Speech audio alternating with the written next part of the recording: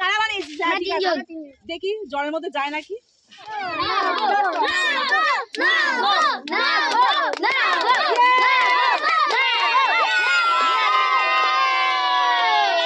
লাঠি দিয়ে নিয়ে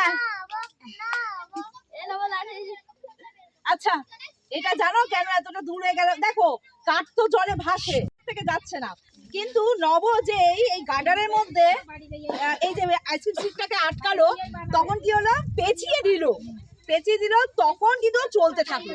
এই পেঁচানোর ফলে গার্ডারের মধ্যে হ্যাঁ টান চলে এসছে। এইভাবে গার্ডারে এটা পেঁচাচ্ছি না, এতে এর মধ্যে পোটেনশিয়াল এনার্জি স্টোর হচ্ছে। এবার পোটেনশিয়াল এনার্জিটা কি? স্মৃতিশক্তি সঞ্চয় হলো, ঠিক আছে। এইবার যেই আমি এটা ছেড়ে দেবো, নব ছাত্র বাবু আরেকবার, কি হবে? স্মৃতিশক্তিটা গতি শক্তিতে ট্রান্সফার হবে, বুঝেছো? হ্যাঁ দেখো, দেখেছো? যতটা স্মৃতিশক্তি ছিল ততটা গতিশক্তিতে ট্রান্সফার হলো, এই জন্য ওইটুকু গেল গতিশক্তি। তার মানে কি হলো? কনজারভেশন অফ এনার্জিটা প্রুফ হলো, অর্থাৎ শক্তি সংরক্ষণ সূত্র এইভাবে প্রুফ করতে পারো তোমরা। তাছাড়া আরেকটা জিনিস মাথায় রাখবে যে নিউটনের যে তৃতীয় সূত্র রয়েছে না, কি বলেছিলাম আমি? প্রত্যেক ক্রিয়ার সমান এবং বিপরীতমুখী প্রতিক্রিয়া হয়, সেইটাও এই যন্ত্র দিয়ে, মানে এটা দিয়ে আমরা প্রুফ করতে পারি। দেখো ও কিন্তু পিছনের দিকে এইটা দিয়ে, এই যে আইসক্রিম স্টিকটা দিয়ে পিছনের দিকে জলটাকে পড়ছে, আর পিছনের জলটা কি করছে? ওকে সামনে ঠেলে দিচ্ছে। প্রমাণ দেখতে চাও?